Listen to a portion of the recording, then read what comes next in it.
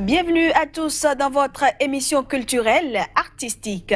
Au menu, nous ferons un tour en France pour visiter l'exposition du collectif japonais Team Lab.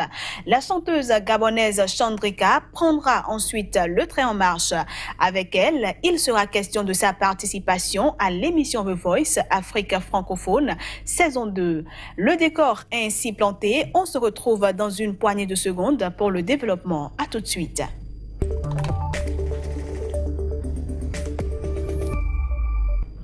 Je l'annonçais en introduction, je vous emmène visiter l'exposition du collectif japonais Team Lab qui s'est fait connaître par ses spectaculaires expositions d'art numérique et qui propose jusqu'au 9 septembre une immersion numérique au sein des 2000 m² de la grande hall de la Villette à Paris.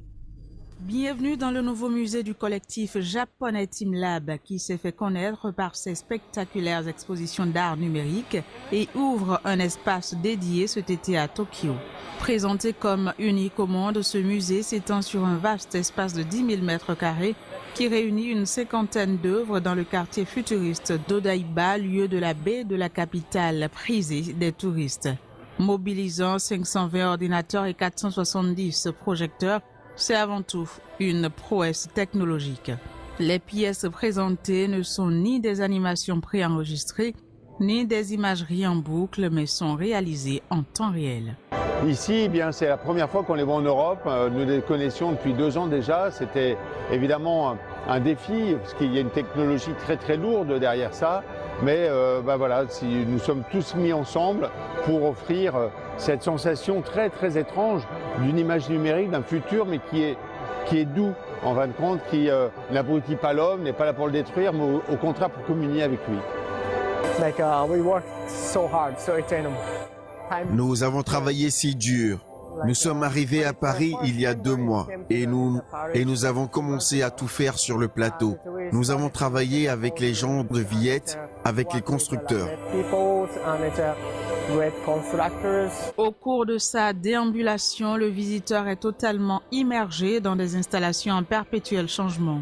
En effet, au fil de 5 différents univers, les œuvres réagissent au contact du spectateur et le suivent dans son parcours, un processus qui est le fruit de complexes algorithmes. C'est reposant, c'est déstressant, c'est beau, c'est joli. J'ai l'impression que la culture immersive prend une place de plus en plus importante dans les expositions. J'ai l'impression de devenir une petite fille et d'être comme les enfants quand ils sont dans un jardin et qui courent après les papillons, qui courent après les fleurs. J'ai l'impression d'être un enfant. Dans le cadre du programme officiel de la manifestation culturelle Japonisme 2018, le collectif fait par ailleurs escale à Paris du 15 mai au 9 septembre pour une exposition à la Villette intitulée Team Lab au-delà des limites. Mon invité est déjà dans ce studio. On la retrouve juste après cette virgule.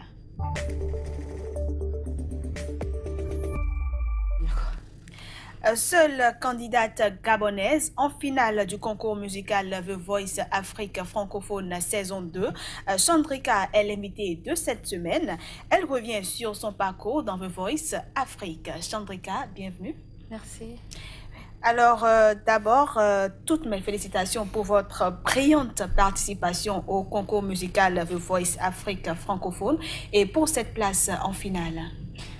Merci beaucoup. Alors, Chandrika, vous n'en êtes pas à votre première finale d'un concours musical, puisque en 2016, vous étiez finaliste d'RTL Trace Music Star au Nigeria. Oui. Alors, qu'est-ce qui a motivé votre envie de participer à The Voice Afrique francophone saison 2?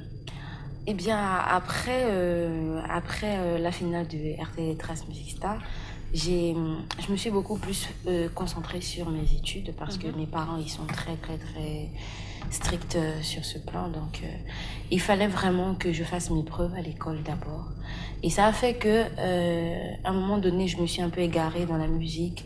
Et mon entourage en fait se plaignait un peu, les personnes qui me suivent se plaignaient parce qu'ils me disaient, bah écoute, tu as du talent, pourquoi pas essayer de te relancer parce que là, on a l'impression que tu es en train de t'isoler carrément de ta passion. Et là, voilà, j'ai RTL Trace qui se présente. Je me dis, bah pourquoi pas essayer. Donc, voilà comment je m'inscris à The Voice Afrique. Et contrairement à certains candidats, vous êtes arrivé aux auditions à l'aveugle sans un seul membre de votre famille ou un ami. Pourquoi? Eh bien, on avait l'autorisation d'emmener un parent, mais ma sœur avait dégoté un nouveau travail. Donc, elle commençait carrément la semaine à laquelle il fallait voyager. Elle ne pouvait pas m'accompagner et mes parents non plus, ils ne pouvaient pas. Ça se comprend. Et aux auditions à l'aveugle, vous avez interprété J'ai déposé de Jocelyne Labille. Alors, voir les coachs se retourner, qu'est-ce que ça vous a fait? Oh, ça, c'était juste magnifique. C'était incroyable. Parce que j'étais peu confiante, très stressée. Je me demandais, mais est-ce qu'ils vont se retourner? C'est quelque chose que je voyais seulement à la télé. Je ne pouvais pas imaginer ce que ça faisait de vivre cela. Et j'ai chanté simplement avec le cœur et les coachs se sont retournés. D'accord. Est-ce qu'on peut avoir un petit bout de J'ai déposé? Bien sûr, bien sûr. J'ai déposé les clés. Ciao mon bien-aimé, j'ai bouclé mes valises et j'ai filé. C'est bon. Ouais, c'est bon. Alors, c'est grâce à votre interprétation de la chanson gabonaise, Le chant, c'est mon chant, d'Annie-Flore Bachieli, que vous avez pu accéder à la phase des grands shows. Oui, des grands shows live, justement. C'est grâce à cette chanson qui me berce depuis mon enfance. Cette chanson que j'ai choisi d'interpréter parce que c'est une chanson très profonde. Je me disais, même si je suis éliminée à cette étape, je voudrais valoriser mon pays. Je voudrais valoriser ma culture et montrer aux gens ce que représente le chant pour moi. Voilà. Et je crois que l'Afrique a aimé votre prestation. Oui, alors, pourquoi aviez-vous choisi de rejoindre l'équipe de Charlotte Dibanda? Comment s'est déroulé également votre coaching avec elle? Déjà, je vais vous dire quelque chose. Tu peux arriver et te dire que, bon, moi, quand je vais chanter, si j'ai les 4 coachs, c'est clair que je vais chez X ou chez Y. Mais arriver là, tu deviens... Chacun te fait ses éloges. Et du coup, tu sais plus chez qui aller. Tu es là, tu es un peu perdu. Tu te demandes, mais encore qu'ils ont l'air de vous donner l'embarras. Voilà. Donc, chacun vient, il te fait la cour, si je peux me permettre de dire ça. Et j'ai dit, mais pourquoi pas aller chez Charlotte? Moi, je préfère aller chez la femme. Je pense qu'on s'entendrait mieux. Voilà. Et collaborer avec elle, c'était comment? C'était vraiment... C'était du travail à fond parce que Charlotte, c'est quelqu'un de très, très, très strict, très travailleuse. Elle aime le travail bien fait. Donc, c'était bien. Mais bon, par la suite, elle a été changée ou remplacée par José, la chanteuse ivoirienne.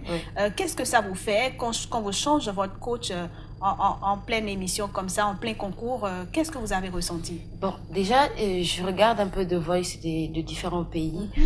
Et j'avais jamais vu ça avant. Ouais, au début, ça choque parce qu'on se dit, mais pourquoi on nous change de coach comme ça? Après, moi, ça a été un grand plaisir parce que j'ai eu ce que beaucoup n'ont pas eu. J'ai eu 2 coachs. J'ai eu 2 expériences. J'ai eu 2 professeurs. Ouais. Donc, ça a juste été un plus. Je pense que j'ai pris de l'avance sur les autres. Alors, pendant l'émission, vous le disiez tout à l'heure, on vous imposait le choix des chansons jusqu'à une certaine étape. Exactement. Mais on a pu constater que vous êtes resté dans le même registre en ce qui concerne le choix de vos chansons. Est-ce que était-ce un choix personnel ou c'était plutôt parce qu'on vous imposait ces chansons-là? Bon, après l'étape des knockouts, on peut choisir les chansons, mais on a aussi un conseil des coachs. Parce qu'en dehors des coachs, Charlotte, Lokwa, Alsalfo, Singila, José, Youssoufa, je ne vais pas les oublier. Donc, à leur exception, on a également des conseillers qui sont derrière les caméras, qui nous orientent vers un certain type de musique par rapport à nos techniques, etc. Et là, en fait, avec eux et nos coachs, on essaie on s'entend sur une chanson. Voilà. Donc, moi, je pense quand même avoir varié. Hein. Je sais pas. Je pense avoir varié. J'ai chanté en français, j'ai chanté en anglais. J'ai chanté en créole. J'ai chanté en ma langue, pour nous. Je pense que j'ai varié. Alors, je suis beaucoup plus restée en Afrique, en fait, qu'en Occident, en fait. Et comment se passaient les répétitions? Oh, ça, c'était un régal. Ça, c'était un régal. Je ne sais pas si vous avez suivi notre page Facebook de The Voice. On s'amusait tout le temps. On s'amusait. Ça, c'était des moments de fou rire. C'est vrai que le travail doit rester sérieux, mais oh, ça, c'était un régal. C'était juste magnifique. Et comment se passaient les répétitions pour les battles ou les battles même? Comment est-ce que ça se passait? Le stress, comment est-ce que vous arrivez à tout gérer? Parce qu'il fallait éliminer un candidat. Donc, exactement. Après, il y a un candidat qui pourrait se faire voler.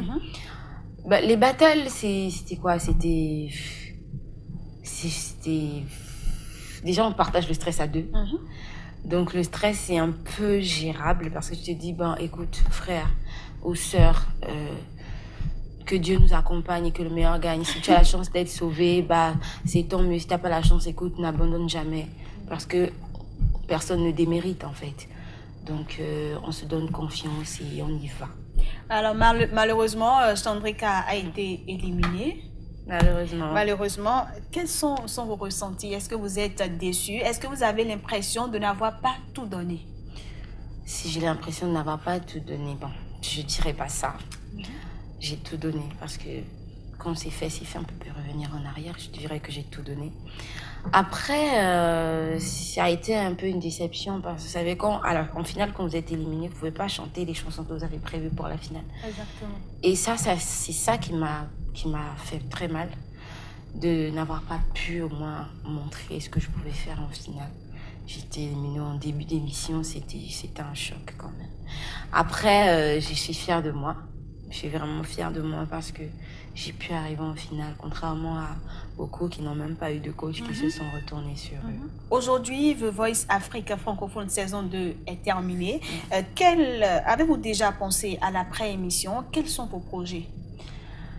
Eh bien, quand je rentre de The Voice, je reçois un appel d'un ami qui est au Bénin et qui me demande, mais Chandrika, depuis que tu es rentrée, est-ce que tu as des projets? Est-ce que je dis, ouais, j'ai des projets, mais qui sont pas encore concrets, qui sont pas assez concrets. Mais sinon, voilà, j'ai un joli single là que je viens d'enregistrer et je suis en train de chercher comment me donner les moyens de le mettre sur le marché. C'est comme ça qu'il me propose, écoute, viens au Bénin et je te fais ton premier single vidéo.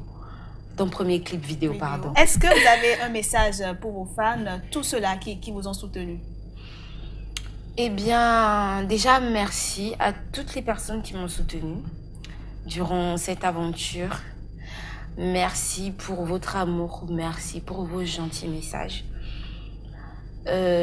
Pour cela, je voudrais m'adresser aussi à ceux qui ont des projets, que ce soit dans la musique ou dans quoi que ce soit. N'abandonnez jamais. N'abandonnez jamais. Si vous avez envie de faire quelque chose, faites-le. Faites-le. Et si vous échouez, si vous tombez, relevez-vous et continuez. N'abandonnez jamais. Comme quoi, il faut toujours aller au bout de ses rêves. Exactement. Chandrika, merci d'être passée par ici pour nous parler de votre participation à The Voice Afrique francophone, saison 2. Oui. Eh bien, fidèles téléspectateurs, Artistique, c'est fini pour aujourd'hui. J'espère que vous avez passé de bons moments en ma compagnie. Je vous donne rendez-vous la semaine prochaine à la même heure. Au revoir.